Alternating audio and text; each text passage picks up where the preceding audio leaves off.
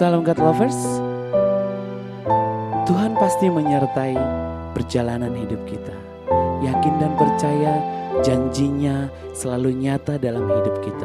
Mari pagi ini terus agungkan nama Tuhan. Puji nama Dia.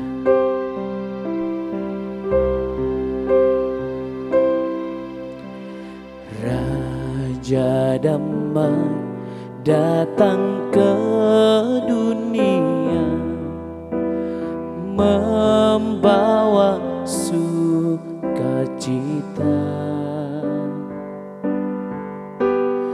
Namanya disebut Immanuel, Tuhan beserta kita. Nama Yesus Juru Selamat, nama Yesus ada keselamatan. Semua belenggu telah terlepas, semua kuasa tunduk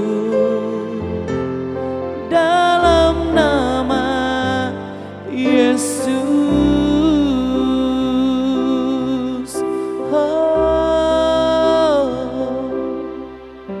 Dalam namamu Tuhan ada keselamatan. Dalam namamu Tuhan ada sukacita melimpah. Terima kasih Yesus, Kau layak disembah, layak diagungkan. Yesus Kau segalanya, Kau Raja damai dalam hidup kami. Layak ditinggikan namamu Yesus. Haleluya. Terima kasih Yesus.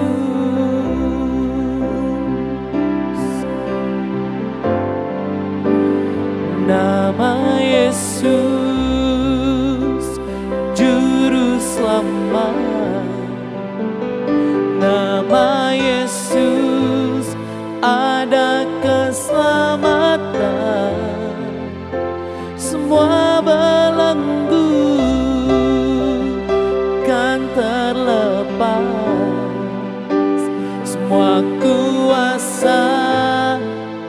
tunduk dalam nama Yesus, Juru Selamat. Nama Yesus ada keselamatan, semua belenggu telah terlepas, semua kuasa tunduk dalam nama Yesus, dalam nama Yesus.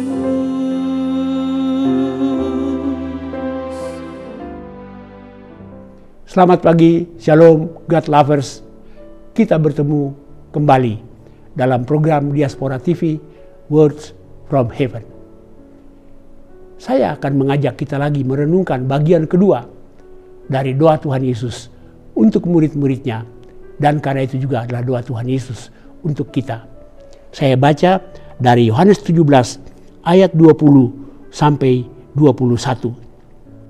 Bukan untuk mereka ini saja aku berdoa, tapi juga untuk orang-orang yang percaya kepadaku melalui pemberitaan mereka, supaya mereka semua menjadi satu, sama seperti Engkau ya Bapa di dalam aku dan aku di dalam Engkau, agar mereka juga di dalam kita, supaya dunia percaya bahwa Engkaulah yang telah mengutus aku. Tuhan Yesus berdoa bukan hanya untuk murid-muridnya yang 12 itu dan murid-murid yang selama ini hidup bersama-sama dengan Dia, tapi Tuhan juga berdoa untuk murid-murid yang kemudian percaya oleh pemberitaan murid-murid yang perdana itu.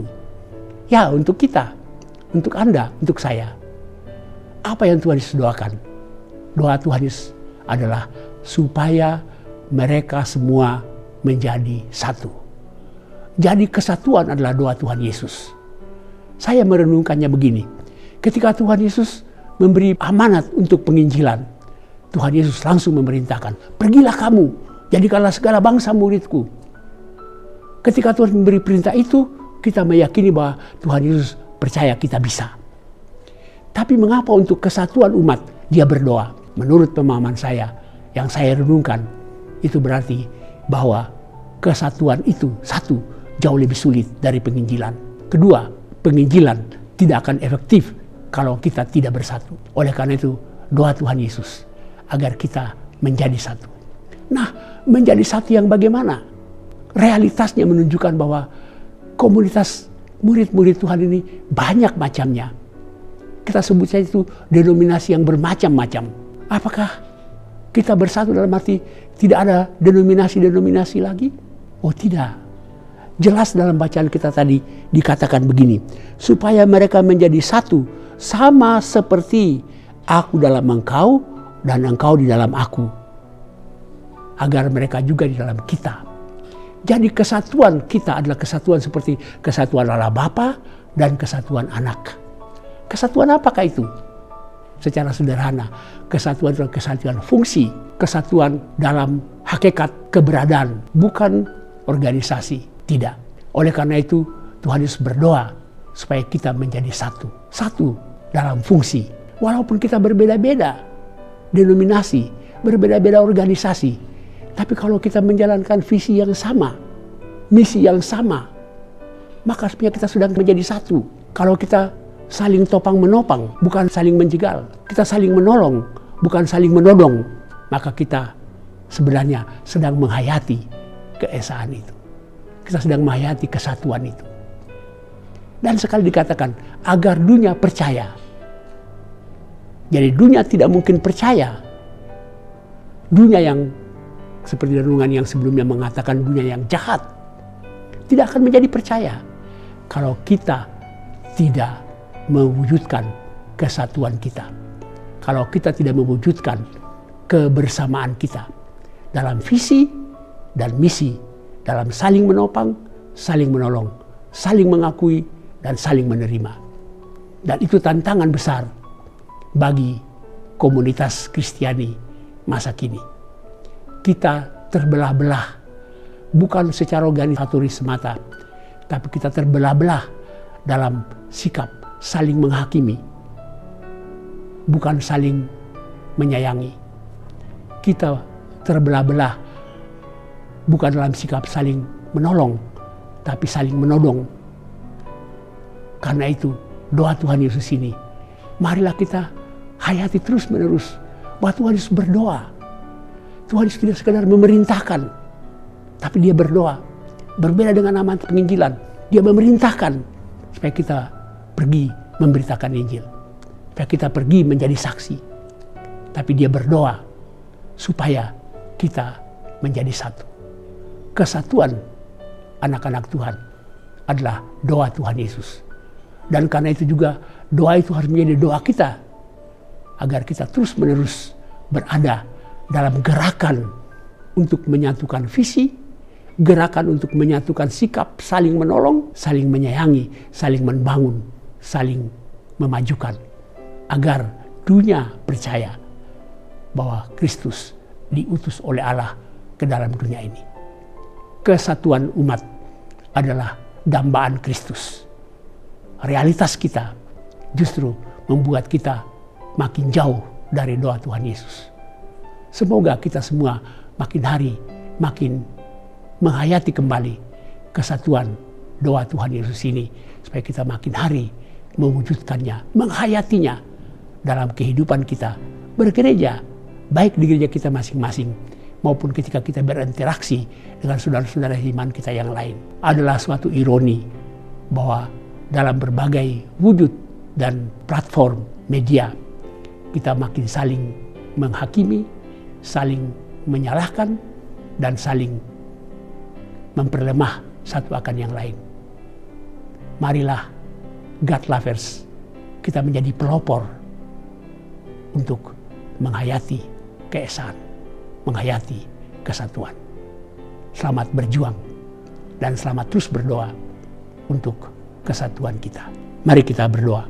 Bapa di surga, kami bersyukur Engkau menempatkan kami di dunia ini dalam berbagai wujud komunitas anak-anak-Mu di dunia ini.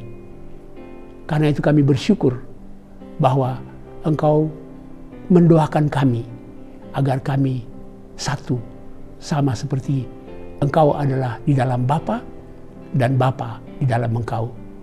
Supaya kami sama-sama dalam Bapa dan Anak, agar kami semua menjadi satu, agar dunia percaya bahwa Kristus diutus oleh Allah. Terima kasih Tuhan. Kami berdoa untuk berbagai upaya gerakan keesaan gereja, baik di Indonesia maupun di dunia. Semoga ada keterbukaan dari setiap komunitas umat, dan bahkan keterbukaan dalam kehidupan individu anak-anak Tuhan, agar dalam konteks kami berada di Indonesia ini, kami makin hari mewujudkan kesatuan kami, agar sebagai sebuah kesatuan, kesaksian kami berdampak bagi dunia ini, agar dunia menjadi percaya kepada Kristus yang diutus Allah ke dalam dunia ini. Dalam Kristus kami berdoa. Amin.